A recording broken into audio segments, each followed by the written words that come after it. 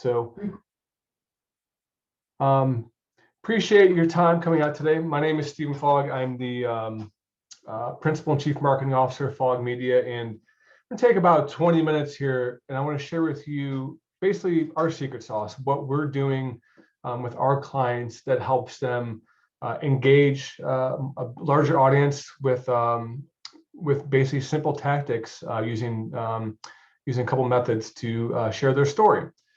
So let's go and move forward with it. So first and foremost, let's first off, who am I? Who is this person that you signed up to see today? Again, name is Stephen Fogg. I'm the Principal and Chief Marketing Officer of Fogg Media. More importantly, I am the husband or father of two beautiful girls, 10 and 5. I cannot believe I have a 5-year-old who is a month away from kindergarten. Married, beautiful wife Julie for 8 years. Been together for almost 13. But more importantly, for this presentation, I am a marketing and media guy. I spent 15 years working in and for some of the largest multinational brands in the world. Most recently was with 21st Century Fox. And I tell people that if you watched a football game on Fox Sports or the local Fox affiliate and anything other than a TV screen in North or South Carolina, that's I was in charge of that broadcast with the advertising, the promotions or whatnot. We were not associated with Fox News or anything. I like to get that out there too. But that's who I am. Let's talk about why me. Why am I here? Why did you sign up for this this presentation today? So it all begins back to this, which was May 20th, 2009, when I was diagnosed with testicular cancer. Over the next 13, 14 months, I was at a level 1 trauma hospital. I had another procedure done at another hospital system here in Charlotte, North Carolina. And then I had 3.5 rounds of chemotherapy treatments at an independent oncology center. 3.5 rounds because the drugs were so, they ravaged my body so much that it put me in what I like to lovingly call the Pope-mobile. My lungs just stopped working to an extent that I put in this thing, which honestly felt like I was in it for days, but it was more or less I was in there for just a few hours on a breathing respirator. And if you shut that door, it really looked like, if you're familiar with the Pope-mobile, a giant clear box where I just sat in and breathed this tube right there. Apologize that the quality is a little rough, but that's what we had to deal with at the time. So I share that with you because I was in a unique spot here. Not only was I a patient, but I had this background in media marketing, and it was interesting. I got to see this industry, which I knew nothing about going in, through those lenses. And I got to understand, to me, what mattered to me as a patient, and I got to see what happened with the marketing side. So those two hospital systems are giant brands down here, very recognizable, and they market those brands as such, and high technology and best this and best that. But what I truly came to see during this time was, it was more so than the brands that mattered here. It was the people, it was the stories, it was the commitment to helping my care, it was the empathy. That really truly made my experience different. And because of that, I came in knowing these two hospital brands, and I left wanting to help the local independent oncology center that helped me during my chemotherapy treatments. So that takes me to this, my why. So how did I get here? Well, during that time, obviously you go back to that initial slide where it had my beautiful family and all this grateful second chance at life. But I knew then that I wanted to help this industry, that especially particularly with that independent oncology center. I knew I had a calling to help healthcare. Well, at the time I tried starting a nonprofit to helping cancer patients get art supplies and music. And I didn't realize how young, dumb, and immature I was at the time, and how much work it took into going to start a nonprofit. So that didn't work. And then I thought about becoming a nurse. And quickly I realized that I don't like blood.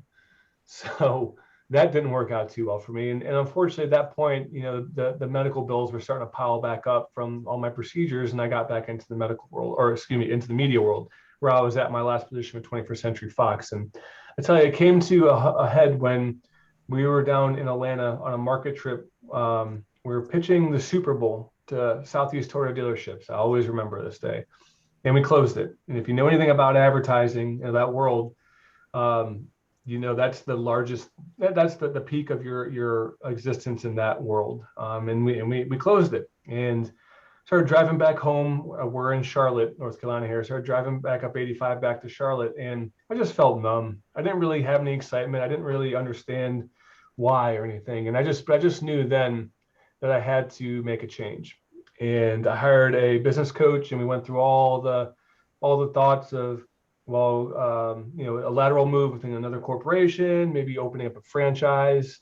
I almost opened up a franchise called College Hunks Hauling Junk. And if you know me, you know that's not up my alley. So I'm thankful that didn't happen. But assuming that the light bulb clicked on, I had this wealth of knowledge in media marketing and this passion for helping the healthcare industry. And why don't I combine those two and start a company? And that's what Fogg Media became, as was. I'll be proud to say in August it'll be 4 years for us, and it doesn't really feel like I work a day in my life because I'm just serving, something that truly means a lot to me. I always like to end this part with, I like to say that I turned that why me moment, that nasty 13, 14 months into my why, and I'm turning it into a helping experience.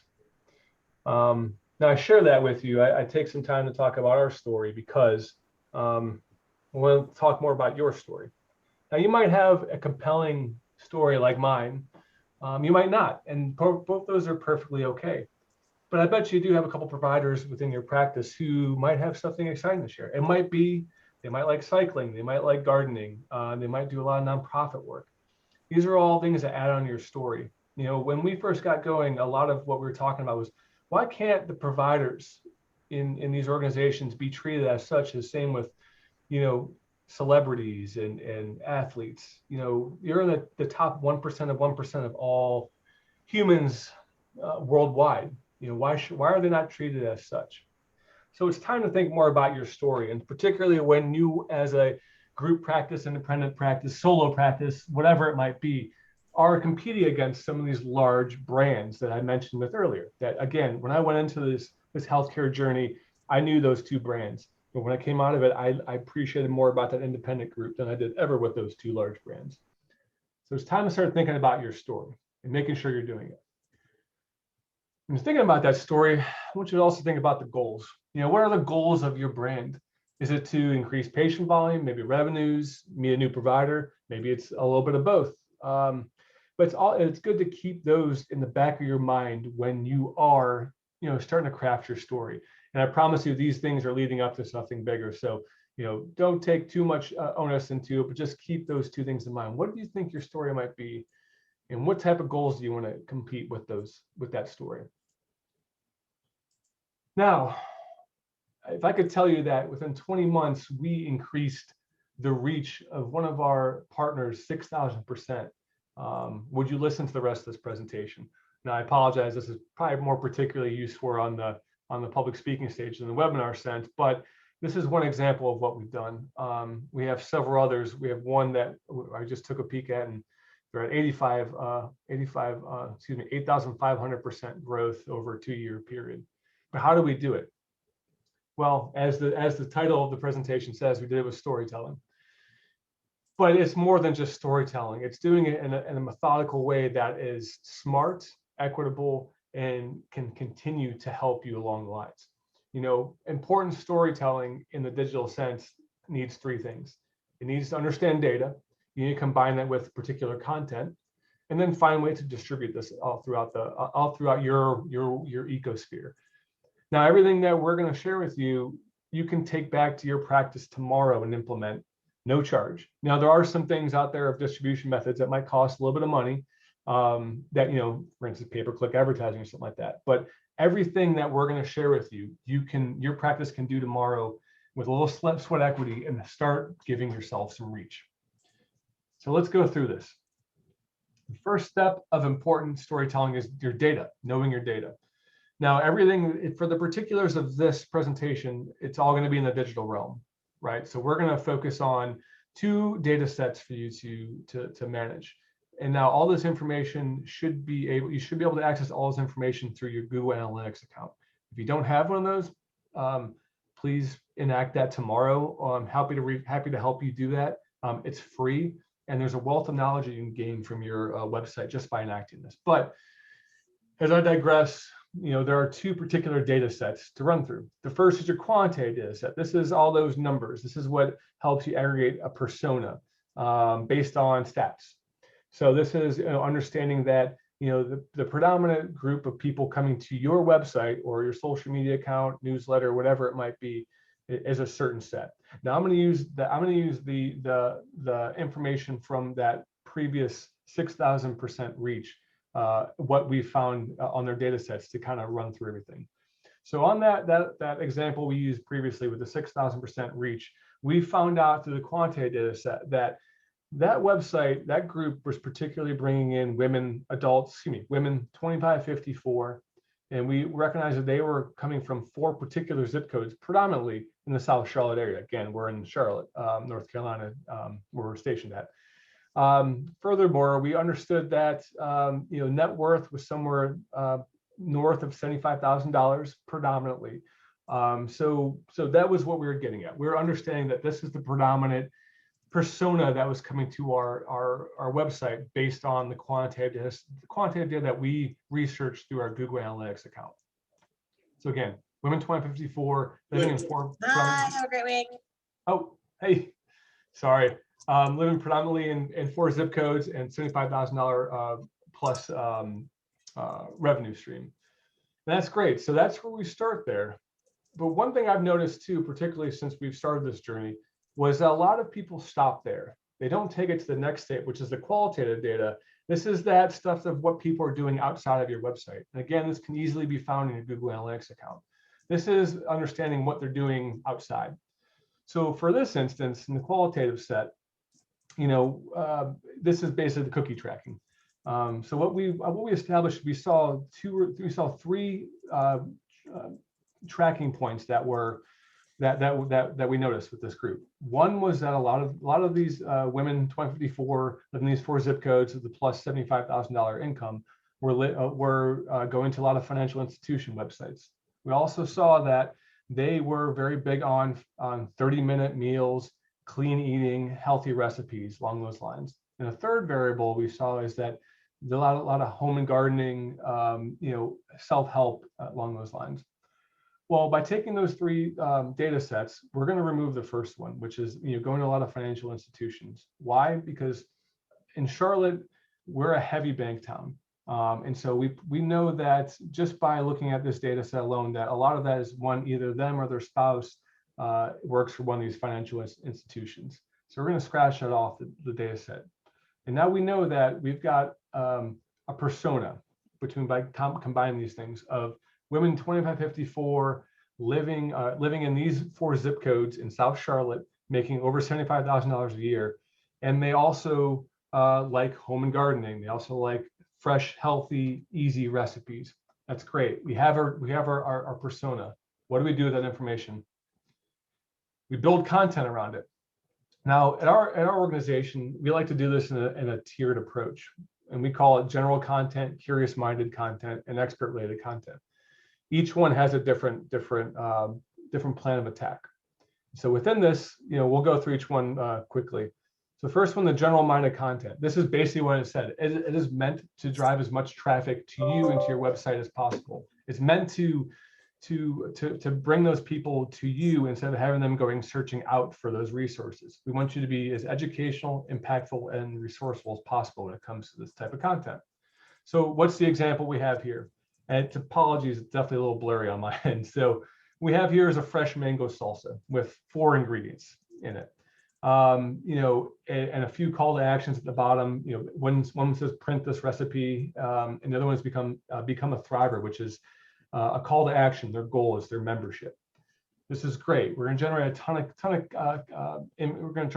a ton of buzz with this just by having this recipe out there. So we have that. We push it out, and we'll talk about how we get that out in the next slide. But what's next? What do we do next? Well, we talked about going back to that storytelling. What is our story?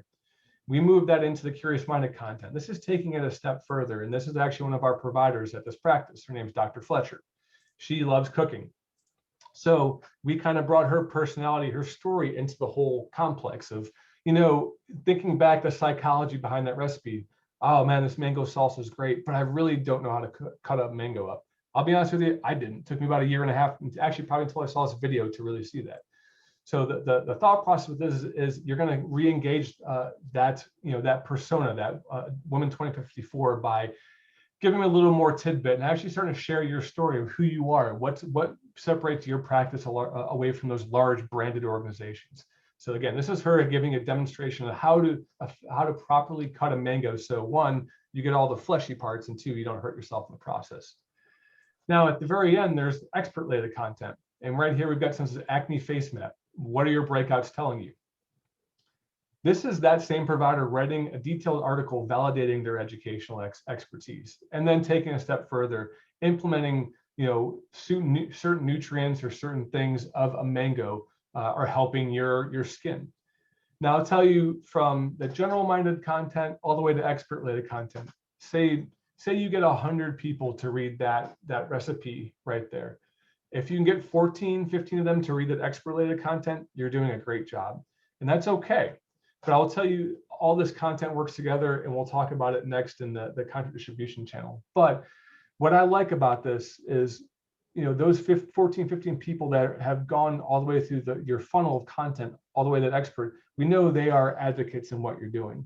Why? Because they've taken the time to look at the recipe. They've taken the time to learn more about Dr. Fletcher by seeing this video. Probably in that same time, if we've dug down in the content, we'll probably see that they're actually going to the About Us section and reading more about the provider because they're intrigued. And next thing you know, they are legitimize you by going to the expert-related content.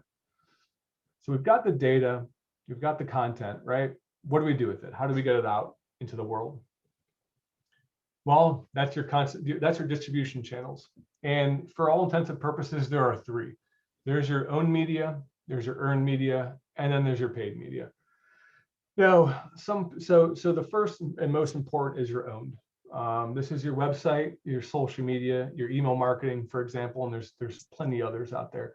But for intensive practice, for small group practices or solo groups, these are the things that are most important. Predominantly the website. Now, 80 to 82% of all healthcare related searches start online. Let me start that again. 80 to 82% of all healthcare related searches start online. Now, if you're an independent group or solo practice in the shadows of a large hospital system that is very good at branding, you need to stand out. And your website is the first thing to do it. You own this. You need to make sure that first impression lasts. And you want to make sure it's mobile responsive, because more and more people are searching these things out on tablets and phones. Social media accounts and email marketing are on that same point. I tell you what, when we got started 4 years ago with launching this organization, I was not very sold on email marketing. I think particularly because I was signed up for a lot of email marketing campaigns, and I think they just were not appealing to me. Little I know then that I do know now is the reason those weren't effective to me is because they're all selling to me, offering discounts or coupons or whatnot. But particularly in this space, it's healthcare in this medical space, we have a different journey than, say, somebody who's trying to sell you a car or an appliance. It's a very empathetical journey. And we also have an opportunity to be stewards of our community. This is that being educational, being impactful, being resourceful. And I'll tell you, that content that we saw on the previous slide, we start that client particularly, we start on a Friday newsletter where that recipe goes out. And then we follow up Monday with that Monday motivation video. And then within those things, we also sprinkle in other content. And 9 times out of 10, we're not actually selling anything. We're just being a resource or being valuable. Going into the next part, the earned media. This is your SEO, your search engine optimization, your reviews, media coverage, your shares and mentions. Those shares and mentions are going to come from those people that have gotten all the way to the expert-related content and find it so valuable they're sharing it with your people. Going back to that article of the acne face map, I will tell you that's been published with that partner for 3 years now, and it is still to this day one of the most popular trafficked articles that we get. Why? Because it's been optimized for search, and it's a very compelling article that shares a really good story. And then also on the hyper-local aspect, we talked about that demographic data, those 4 zip codes in South Charlotte. we are putting little trigger words in there. So, there is a neighborhood in South Charlotte called South Park, and there's also a mall in there. So we add those little pieces of the puzzle into that content. But I'll tell you that content does very well nationally. Last but not least is your paid content distribution. This is your social promotions, display ads, advertorials, your paid influencers. And then most importantly for this exercise, your pay-per-click advertising and grassroots marketing. Now, again, this whole webinar is directed more towards solo practices, group practice specialties. And I encourage you, if you're going to look at spending a single penny at all on advertising, I encourage you to start at pay-per-click advertising. Why? Because for very little money, you can protect your name, those 3 to 5 things you do very well within your radius. So when somebody is searching those 3 to 5 things you might be doing well, it ensures that your name comes up. Now, there are some bidding strategies, and you might need some outside help with it, or you can do it from the inside, but I do encourage you to look at pay-per-click advertising first and foremost. The other one that I gotta say is a little mystifying that I'm shocked not more healthcare organizations do is grassroots marketing. Why? Because again, we're looking at that educational, impactful, resourceful sphere, and the healthcare organizations have a role to play in it. Now, I do see a lot of healthcare organizations sponsoring a fun run or breast cancer awareness month or something along those lines. But I'm one of these days I will convince an OBGYN practice to buy 30 yoga mats with their name on it, and then go to a park, find a yoga instructor and do a once a month yoga in the park on a Saturday mornings. I just find that incredibly valuable, and even more so if you have the resources to give away those yoga mats. Imagine them taking your branded yoga mats to their yoga studio. They're just giving you free marketing advertising. Same goes for orthopedics. Orthopedics, slap their name on and have them sponsor a bike team. There's plenty of cyclists, particularly here in Charlotte, who love to ride 7 to 10 deep on heavily trafficked streets during rush hour traffic. Imagine having your name on the back of those jerseys. It not only simplifies, it's not only brand awareness, but also has you associated with healthcare and health and a healthy lifestyle and these types of choices. So again, let's recap. We talked about using data to develop your patient personas and use that to refine your story for content. And then we've kind of touched on the content distribution channels, how to get this out here. Now, again, that owned and earned media, these things are particularly free. There might be some charge associated, like an email marketing service, but all intents and purposes, those things are free for you to enable tomorrow. What's the next piece of the puzzle? Remember those goals we talked about? You use those goals as ways to help convert. As you saw in that slide with our content, that particular client was trying to increase their memberships. So we had a button on every piece of content of sign up for memberships or learn more about a membership. It might be as simple as seeing a doctor's credentials, scheduling an e-visit, signing up for a newsletter, or downloading that printable recipe. Whatever it might be, touch back on those goals that you initially know you want, and find ways to add those conversion tactics within the content of your story. So what is the formula for this? Again, let's recap it one more time. Find your story. You might have a story like mine, you might not, and that's perfectly okay, but we all have one, and it's okay to share it. It could be, again, find that provider who loves yoga. Just get it out there. Just get it out there. And first and foremost, understand your data. Again, hope you have a Google Analytics account tied to your website right now. If you do not, please talk to your web developer, or happy to reach out to us and we can instruct you with that. There's a wealth of knowledge within there. There's also other ways to get data, the US Census and Claritas. There's plenty of free resources out there for you to help define the people who you're trying to reach. And then once you figure that out, you want to curate your story to resonate with your audience and continue to serve them what they need. That case study that I presented to you, we do that. We have that newsletter go out every Friday and every Monday, and then we also share that content across all of our channels, all those social media tactics, the easiest possible places on the website. We continue to serve them. We give them the most options where they can do it. And then also, I will tell you, we're exploring too, other mediums. We thought Facebook Live would have been great. It turns out it's not, but podcasting is. So it's finding, it's really staying heard and focused on where people's attention is at the time. Again, touching on that again, to find the best way to be heard. And last but not least, converting the story. Using those goals we had at the beginning to drive everything. And that's it. I appreciate your time. Open up for a few questions if there are any. Happy to get them here, or there's our email address, our website, all of our information. Really appreciate your time, and I'll leave it here for a few minutes for a few questions if there are any.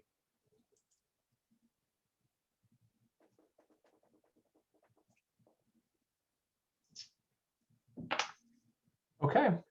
Well, that's all we had on our end. Really appreciate your time. Our goal is to help, and whatever we can do to help you, it's greatly appreciated. We will send this out to the